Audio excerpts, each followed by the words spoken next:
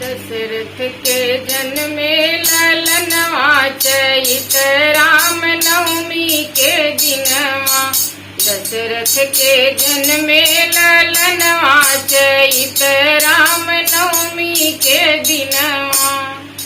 राजा दशरथ ने कहा के कई से, राजा दशरथ ने कहा के कई से, मांगीला दुई बरदनवा चैत राम नवमी के दिनवा।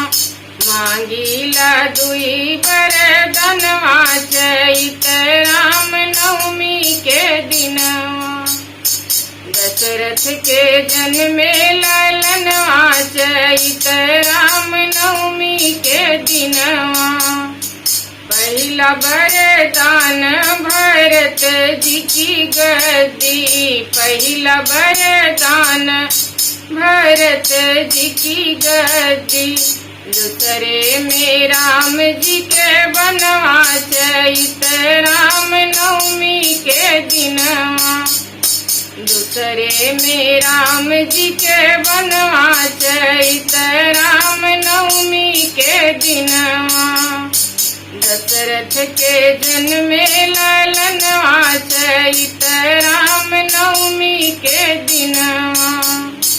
ऐसन वरदान तू मांग्यू रानी के कई, ऐसन वरदान तू मांग्यू रानी के कई। काढ़ लियू हमरो परनवा चैत राम नवमी के दिनवा। काढ़ लियू हमरो परनवा चैत राम नवमी के दिनवा।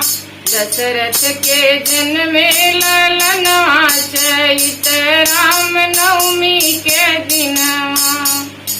रघुकुल रीति राजा मानई के पड़ी है, रघुकुल रीति राजा मानई के पड़ी है।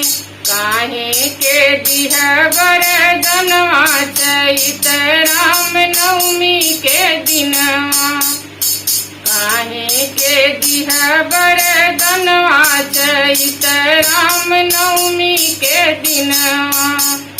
दशरथ के जन्मे ललनवा चैत राम नवमी के दिनवा।